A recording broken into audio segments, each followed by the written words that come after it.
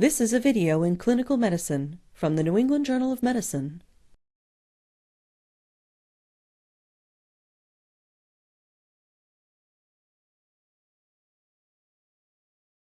Common indications for nasogastric intubation include decompression of the GI tract in patients with bowel obstruction and gastric emptying in intubated patients to prevent aspiration. NG tubes may be placed as an adjunct for the delivery of oral agents such as activated charcoal or oral radiographic contrast media. NG tubes are often placed in patients with suspected upper GI hemorrhage. However, the sensitivity and negative predictive value of nasogastric aspirates for detecting active bleeding is suboptimal, and the absence of bloody return cannot be relied upon to rule out hemorrhage. Nonetheless, nasogastric intubation may be useful in selected patients.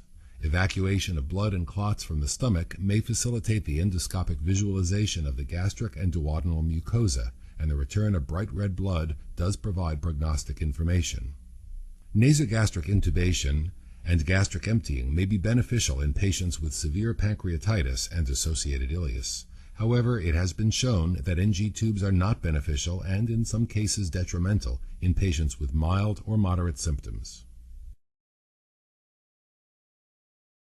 Nasogastric intubation should be avoided in patients with significant maxillofacial trauma, as the tube may enter the cranial vault if the thin cribiform plate has been disrupted. The procedure should also be avoided in patients with known esophageal abnormalities such as recent caustic ingestion, diverticulae, or strictures, as they are at high risk for esophageal perforation. Since nasogastric intubation may induce emesis, patients who are unable to adequately protect their airway should be intubated with a cuffed endotracheal tube if the procedure must be performed. Begin by gathering equipment you will need. This will include gloves, a protective gown, and face shield, an appropriately sized nasogastric tube, vasoconstrictor spray, and a topical anesthetic such as benzocaine or lidocaine solution with an atomizer. Obtain a lubricant, a glass of water with a straw, towels or blue pads, a 60 cc catheter tip Toumi syringe, a stethoscope for tube confirmation, tape, and a wall suction setup.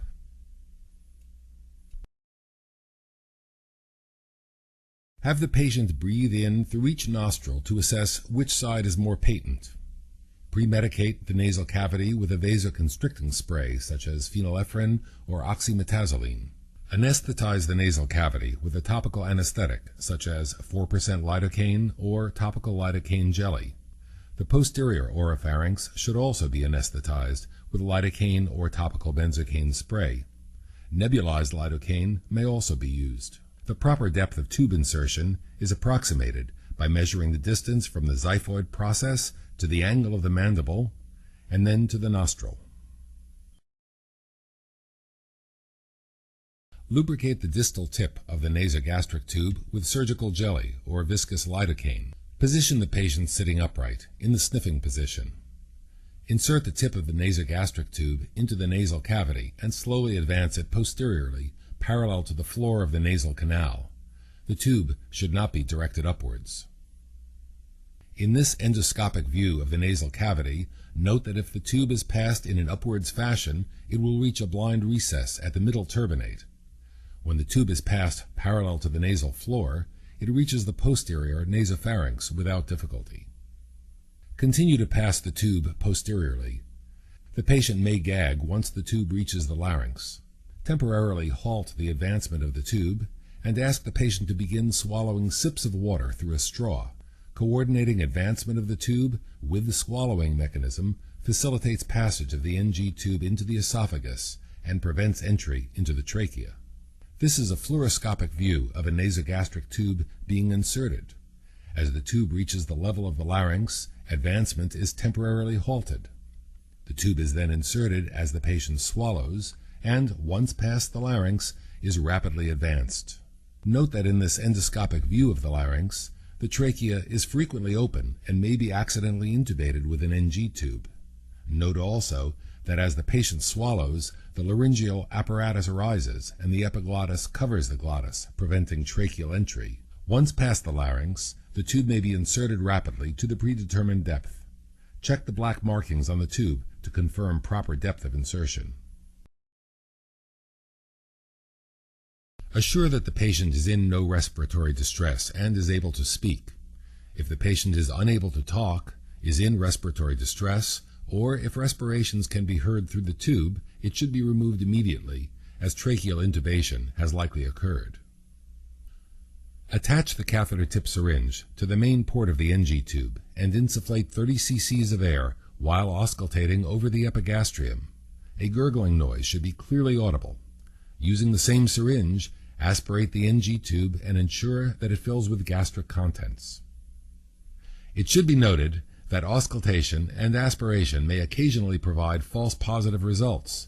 Therefore, radiographic confirmation of tube placement by visualizing the NG tube's descent below the diaphragm should be obtained prior to infusion of any substance, such as activated charcoal or oral contrast media. The tube should be secured to the patient prior to transport to the radiology suite.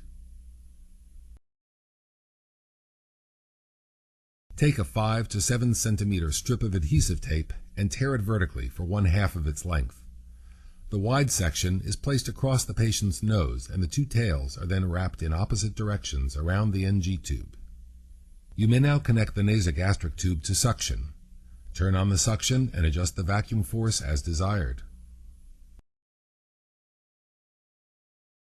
Minor complications of NG tube insertion include epistaxis, sinusitis, and sore throat.